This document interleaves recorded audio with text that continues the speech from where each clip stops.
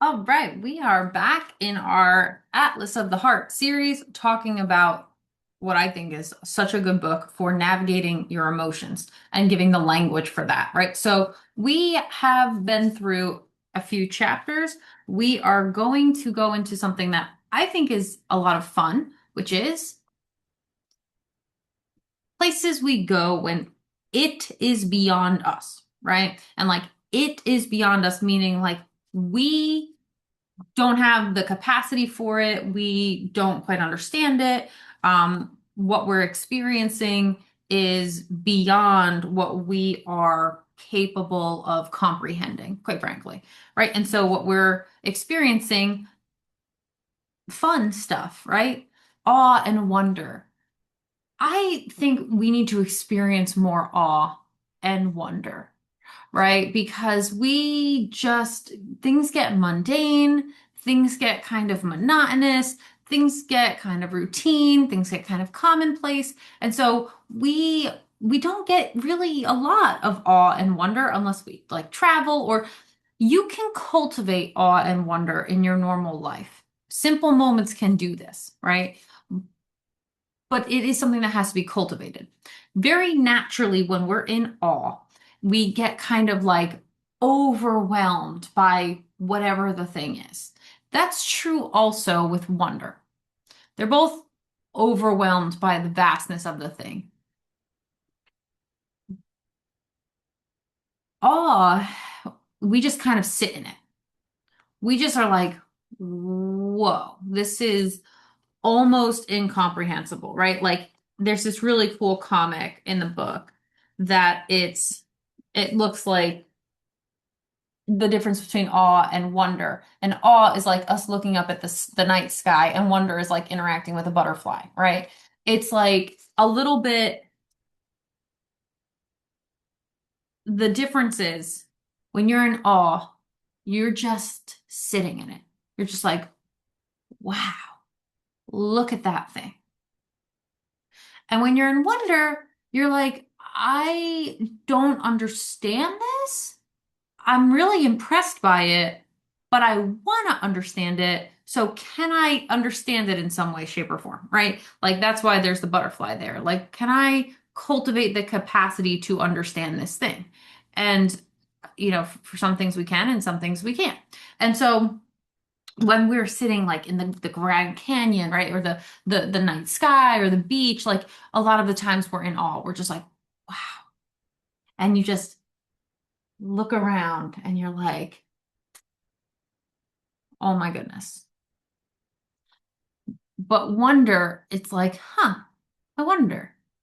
And it makes you really explore and feel like you want to cultivate that exploration, right? So it is important for our growth and for our excitement levels and for our humanity to put ourselves in situations where we can experience awe and wonderment.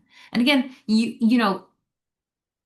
I think that there's sort of routine moments in our life that we can experience awe and wonder. When you complete something you didn't think you could complete, or when you see your baby for the first time, or when there's a lot of places we could cultivate awe and wonder.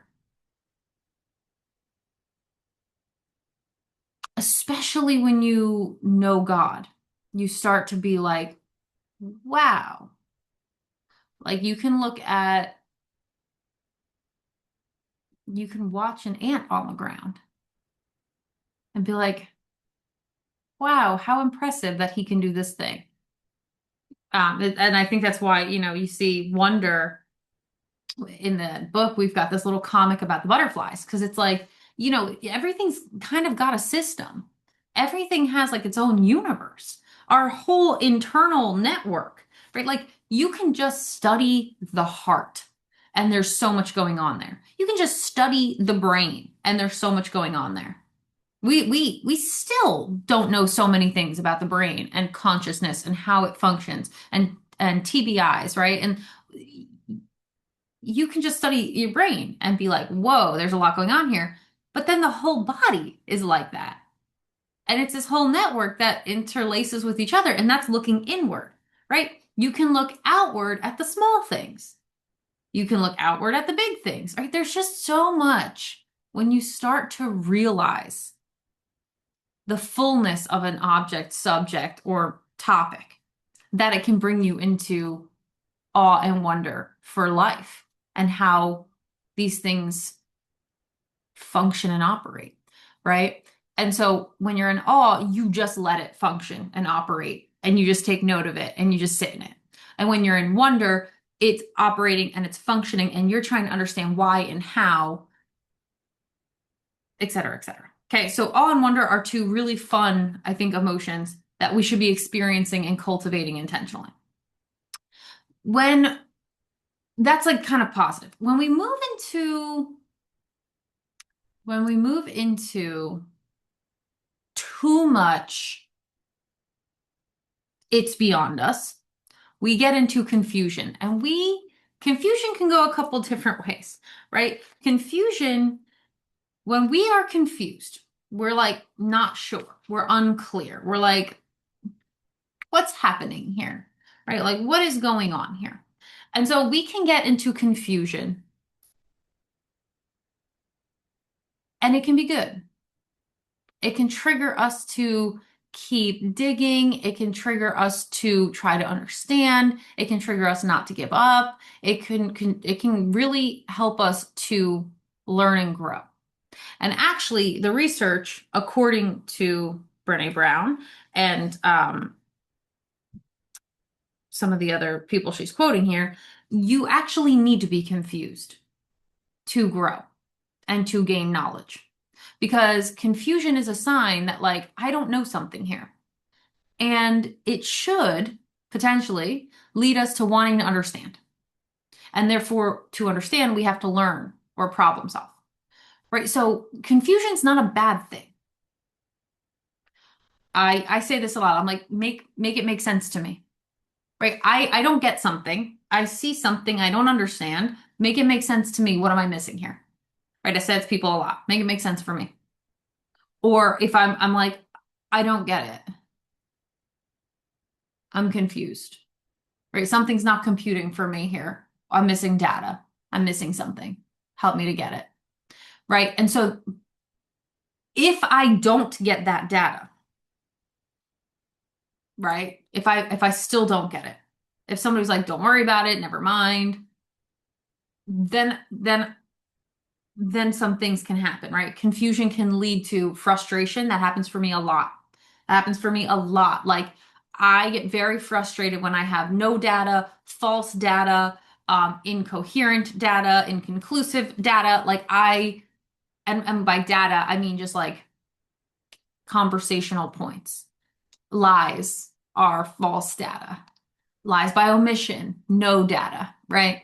So I get very frustrated when I'm confused about something, and then I get no clarity on it. Instead, I get no information beyond what I already have, which I didn't understand. And now I'm frustrated, right? In that, you can go a couple different ways, right? When you're frustrated, you can get angry. You can disengage and say, you know what, I don't care anyway. I'm not going to deal with it. Give up. Or you can keep digging, right? A lot of the times I tend to keep digging because I have a hard time giving up. But sometimes I just am like, okay, fine then. If you don't want to tell me, you don't have to tell me. Or if I'm not going to get it, I'm not going to get it, right? And everybody has a different confusion threshold, I would say.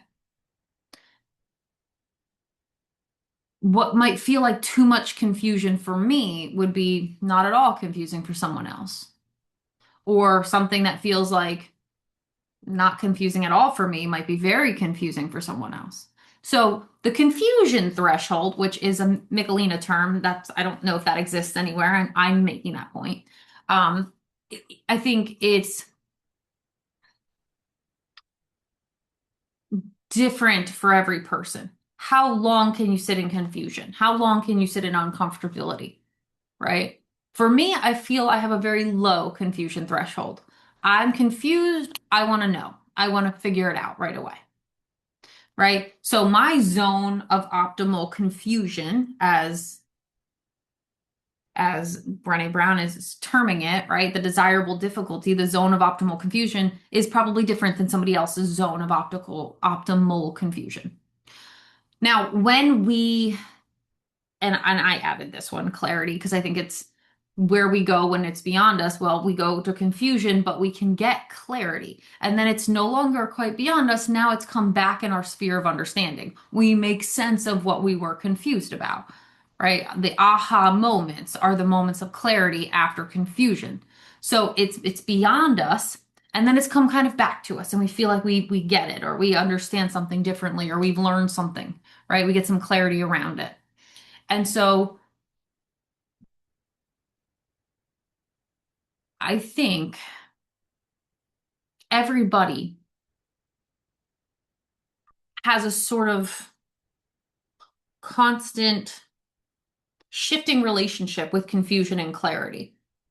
You're either in confusion or you're in clarity a lot of the times, right? You're like, I don't know why I'm doing this, but I'm doing it. Confusion. Clarity. Oh, I now know why I did that thing. Comes, right? And I'm always of the mindset that we should come into clarity. Like keep if you're confused, keep checking until you get into clarity, right? There's clarity around that. That's part of my own gift is I'm always working to help clarify things for people. And therefore I'm always working to have things clarified for me. I like clarity, you know? And so confusion's not a bad thing. It's a very good thing. It tells us that we're at the limit of what we understand and we're going beyond ourselves. And so I'm going to read this from Adam Grant because I think it's really good. I need time for my confusion. Confusion can be a cue that there's new territory to be explored or a fresh puzzle to be solved, right? So we can let confusion just be kind of an awareness, kind of a trigger, kind of a like, ooh, something to dig into here, right? That's what I tend to do. I could probably do better with sitting in the not knowing, actually, quite frankly. I could probably definitely do better with that. Other places we go when it's beyond us, right? And I think that these are, I want to say more positive because I don't know if the best terminology is positive or negative. I don't think it is, right? I think maybe sometimes light versus heavy is better, you know? And I think interest and curiosity are kind of light, right? Awe and wonder are kind of light. Confusion can kind of go either way. It can feel a little light, can feel a little heavy. Our heavier emotions, a lot of times we have a hard time with, and we'll cover some. We've already covered some. Our lighter emotions are kind of where we tend to want to go. We tend to like to be in lighter emotion. Interest and curiosity are sort of lighter emotions, right? Like children are very curious. They're very interested, right? They're just like, what's this? What's that? What's going on? And that is very, very much something that we can lose if we're not careful as we get older, right? So when you're interested in something, you're in a state. You are engaged in your brain cognitively, right? You've now kind of gotten stimulated in your brain to want to know kind of more about a thing. You're interested in it, right? If you just have a natural interest to like people, you're going to love engaging in conversation. Oh, tell me about you. I just want to know. I'm curious. I'm interested, right? Curiosity is both a trait and a state. So you can be in a state of curiosity, roused by something that has made you curious. Let's say you think that your partner's having an affair, right? You're probably gonna get real curious and trying to find out the truth of that. Right? You're probably in some confusion, probably in some curiosity, might be in some frustration, probably in some hurt, some other things, right? But you can also, curiosity can be a trait. So like for me, curiosity is a trait of mine. I am a curious person. I I am always asking questions. I'm always seeking to better understand. Like I always want to know more. It really, as a child, used to get me in a lot of trouble. Now it's like a superpower. Then it was something that got me in trouble a lot. I was always touching to try to make sense of. I was always trying to figure it out. Even now, I'm still doing that. Like, I'll give you this sort of silly example. Yesterday, picking up sticks in a yard, and there's a turtle under the pear tree. And I know nothing about turtles really. So I start looking it up. What kind of a turtle is it? What's it doing there? Is it okay? Is it not okay? Right? I'm like doing all these things to try to research about this turtle. The other people I was with were just like mildly interested or not at all interested, right? The one person was like, let's just keep doing what we're doing. The other person was like, interested, but not curious. They were interested in the fact that there was a turtle there. They were open to engaging with that experience, but they weren't curious about what it was doing there or why it was there or what it was or was it normal or was it not normal. And I had to know. So I'm researching, I'm doing this, I'm doing that. I end up like moving it just a little shift to make sure that it's not stuck. Like I'm engaging with it in all these ways. Which again, sometimes when you engage with the thing, it's not the thing. You shouldn't have done it, right? Like curiosity kills the cat for a reason. And because I moved this little turtle, she was nesting and she decided she didn't want to nest there. I moved her. Now, it was a mud turtle, and apparently mud turtles make false nests anyway, so could have easily been a false nest, but even still, I have now perturbed something that perhaps should have just been left alone. But I am very curious and want to get to the bottom of the thing. And there's a reason why they say curiosity killed the cat, because like it can, it can, because why? Because curiosity engages emotional and cognitive investment and the desire to close the gap of unknowing, right? Like I'm always trying to close the gap of unknowing. This is why I can learn about anything at any time. I'm always emotionally and cognitively interested. There are some topics I trend toward more that like I can never get enough of. Life, leadership, identity, existence. Like I love those things, right? Those are, we could talk about those forever. And luckily there's a lot to talk about. I will be less perpetually interested in something like math, but not uninterested. I still want to know, even though I'm not, sometimes it takes me longer with math. It's not my natural inclination. Mathematical intelligence is not my forte. Pattern recognition, numbers, yes. Mathematical like equations and such, solving for X, no, right? But still, I do like to know about all the things. Why? Because I am a naturally curious person. So these are also good states to cultivate because it helps you to learn. And according to the research by Brene Brown, being curious helps courageous leadership, which I'm not shocked about because I am both a pretty decent leader and relatively courageous, right? And so when you're curious about things, it's this natural sort of override. You care more about finding out the truth than you do about the fear that's going to hold you back from not finding out. It has always served me well in my life, quite frankly. So when you care about knowing and finding out and closing the gap, it puts you in places of boldness and courage, sort of naturally. And so it is really important to cultivate curiosity. I think they say like, children ask like some odd 500 questions a day and adults ask like 4. And it is a sadness because we've lost the awe and the wonder of the world. We've lost the interest and the curiosity in finding out more about it. We get older and we think we know. It's like for every one thing you know, there's a gajillion you don't. How could you possibly not be curious? And when you are curious, you naturally kind of get into awe and wonder. You're like, wow, there's so much to learn about. Because really, this is the thing, everything is beyond us. That's what people don't understand. They think they've got it down. No, everything is beyond you. Okay. You are beyond you. Life is beyond you. How you function is beyond you. And the sooner you well and truly sit with that, the easier it gets because you're just like, wow, I don't know anything about anything. And that's where like wisdom really begins. You're like, wow, I could always learn more about this thing. And so childlike curiosity does get tested as we grow up.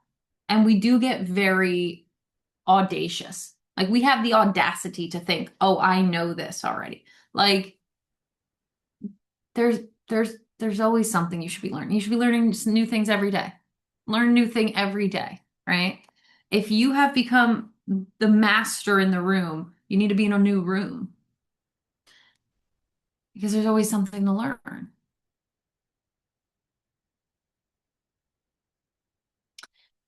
So when it's beyond us, we go into interest or curiosity. We might go into confusion.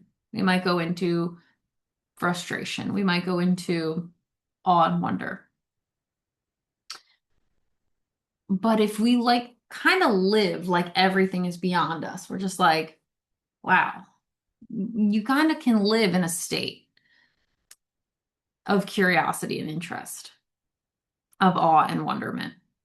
And you can live in a state of like gratitude. Because like I will just say, if something like curiosity isn't your natural trait, like you don't have the trait of curiosity, you can still cultivate it as a state you visit frequently. Like gratitude is not a natural, optimism is not a natural trait of mine.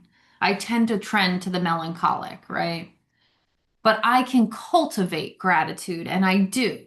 I put it on as a mindset, and I put myself in this state of gratitude. I have to, it's a practice. I can't lie. It doesn't come naturally. It doesn't boil up from within the same way curiosity does. There are other people who are more naturally grateful. And so you can really cultivate any state if you want to, you know? And so going when things are beyond us, it's actually really easy to cultivate that because the whole all of life is beyond you. What do you know about life? What do you know about yourself? Right? Every time I hop on a phone call with people, I will hop on and I'm like, tell me about yourself. Like, who are you? And they don't even know how to answer that question, right? I am helping people reflect and mirror themselves all the time. We are so woefully uneducated about our own authentic identity, right? And obviously, this is why we have books like Atlas of the Heart to help us figure out what it means to be human. It's everybody's first go around of being human, right? So, all that to say, the world is beyond us, and that's a good thing. It means that we have infinite things to learn about. We're never done learning if we don't want to be. Or we can never start learning once we decide to turn it off, which is a sad state that people do, right? The final one of this section, and again, maybe not the final one of going places when it's beyond us, but the final one of this section is surprise, right? Is surprise. And actually, I just saw this and I really want to read it to you. Before we get to surprise, look at this. Einstein said, the important thing is not to stop questioning. Curiosity has its own reason for existence. Curiosity's reason for existing is not simply to be a tool for acquiring knowledge, it reminds us that we're alive. Researchers are finding evidence that curiosity is correlated with creativity, intelligence, improved learning and memory, and problem solving. And you know what? I will just say I have found all those things to be true in my own personal experience. Now, moving on to surprise. So, surprise is something that causes us to reevaluate whatever's going on, right? When you get a surprise, it's something that's kind of incongruous with what you were already expecting, right? So if you weren't expecting your husband to cheat and you find out that he does, there's a surprise there. You're like, surprise doesn't necessarily have to be positive. Surprise is also short-lived. It's very quick. So like in that scenario I just gave, surprise would probably give way to like shock, grief, betrayal, hurt, right? Surprise is really interesting because it is both a very short-lived experience and also amplifies what you're already experiencing, usually. Right. So if you're already uneasy going into a situation, when you get an unexpected moment that you're surprised by, it's probably going to trigger you to be more uneasy. Right. So if you're,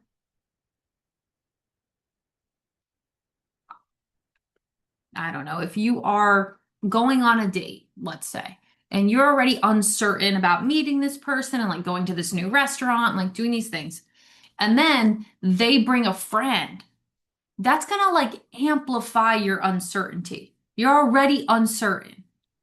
So you're surprised that they brought a friend. You were already uncertain. Now you're more uncertain. Like, why didn't they tell me about this? Like, why is a friend here? Now it's a 2v1. Like, I'm super uncomfortable. Who's paying? What's going on? Right? Like, you'll start to amplify a lot of the times what you're already experiencing with surprise. And so, like, it is important, I think, to know about ourselves whether we do or don't like surprises. I will tell you right now, I don't like surprises. I do not like a surprise. Why? Because it means there's information that I didn't have. And I don't like having not information about the things I'm walking into. Right? So like I know the intentions are a lot of times good, but I don't like them. I don't like surprise. It doesn't make me happy to get surprised. It is an interruption. It's more data that I didn't know that I was missing that now I just have to like factor in. It does almost always cause us to reevaluate. That's why sometimes people, when they get surprised, they feel like they're lied to. Their reactions are kind of incongruous with whatever is going on at the moment, right? Because if you're expecting one thing and you get another, you're surprised, but also it doesn't mean you're happy about it. Surprise is not necessarily correlated with happiness. Surprise is correlated with unexpectedness. And when you're unexpected, a lot of things can happen in an unexpected kind of a place, right? So surprise though it tends to be like an emotion we experience, and unexpected tends to be a thought that we have. Like, oh, I didn't expect that. Surprise. Right? So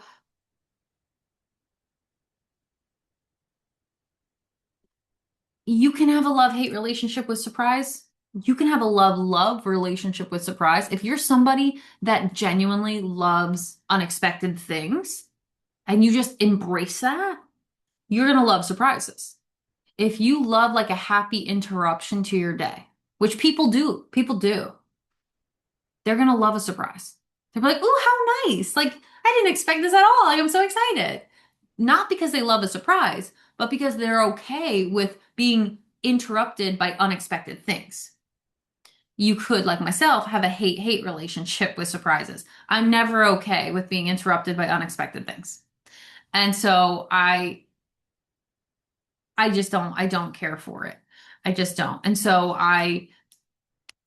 if I'm not considering something in like the realm of possibilities, I'm not okay with when it comes up. And I have to really work to get myself to like reassess and reevaluate like what's going on here, right? And so surprise is it's not bad, it's not good. It's just like, again, I guess everybody's got a surprise threshold, right? Like, how do we feel about unexpected things that interrupt what we thought was going to happen? right? And so, again, these are all just to help you navigate your own emotional body, your own cognitive self, just when something is beyond you, where do you go? And the other thing I love about this is that when you feel an emotion, right? Say you have language for that emotion now, right? Like, oh, I was interrupted by this thing and I wasn't expecting it. It's a surprise to me. I'm not happy about it. I am now in the place that things feel beyond me. And if you're somebody that likes to kind of control things or know what's going on, when it's beyond you, it might feel uncomfortable, right? And so it works both ways as an assessment practice. Like, yes, it gives you emotional awareness, but it also gives you kind of situational awareness of like, oh, this thing I'm experiencing feels beyond me, right? That's why I really like the way she's chunked this book out and like broken it down because it tells you about the higher level emotional thing, right? Like if you're feeling bored, it's because something didn't go as planned. And I think that's important. When you're feeling envious, it's because you're in comparison, right? So she's not just giving you the emotion or thought or experience you're having, she's giving you the larger thing. And I think that's super important as well. And I don't think we do a great job of being aware of when things feel beyond us. And I also think we don't like to acknowledge when things feel beyond us because if we're acknowledging it, we have to acknowledge the fact that everything is beyond us. Anything could be an interruption to our day. Anything could be unexpected. Anything could be a possibility. And that can be really, really exciting. And it can also be really, really anxiety producing. Like you don't know who's going to show up at your door. You don't know what's going to come in the mail. And that can make you feel like very excited, like, ooh, world full of possibilities, or really threatened, like, ooh, what's going to happen? And so it is worth our sitting in the things that are beyond us, because the whole world is beyond us. And we have to kind of make peace with that and make our place with that. And I feel a lot of the times that's hard for us to do because it makes us feel really small, really out of control, really sort of powerless. And those are all sort of hard things for most people. You know, most people get upset about that. And so,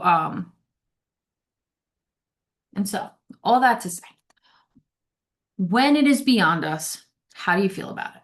Good, bad, indifferent, surprised, awe, wonder, curiosity?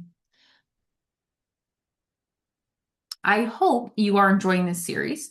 We will be back for our next chapter on the next video.